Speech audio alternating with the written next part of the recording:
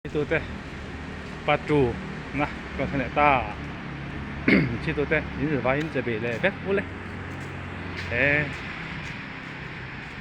rồi hi nó sắp cắt rồi là comment nó bị lệ u lệ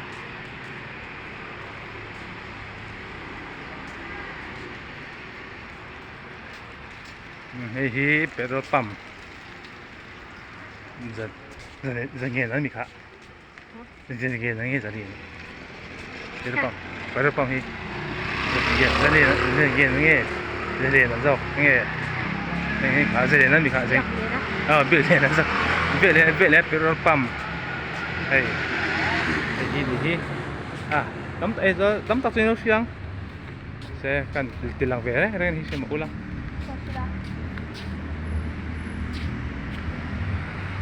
motor tắm khop mấy cái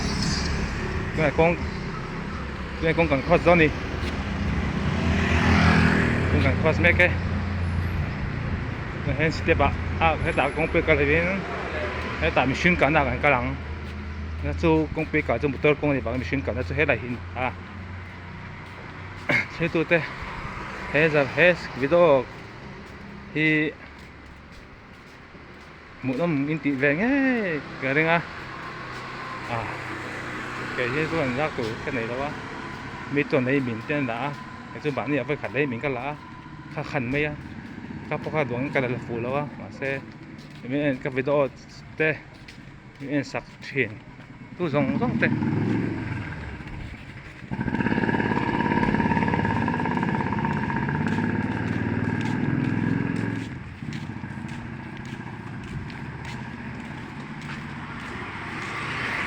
cái video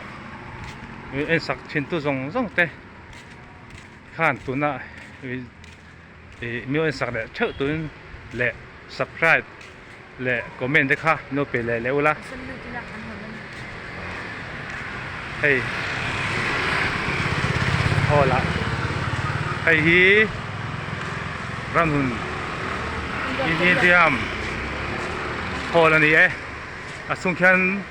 bang nên tồn cột mà asung về sang khan anoi hi garage ni hey garage ni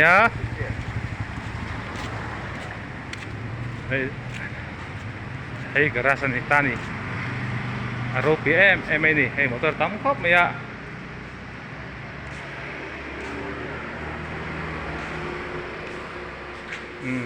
cho chuan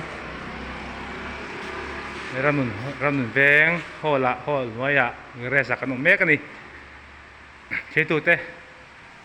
khan he sap phe ko fo he thum video hian video lo the tu zong te le lo the ze turin du samna ka han chuwa comment te lo peula subscribe khaut pe ve leula kha zong khan in vain mang tha mo tui vek ule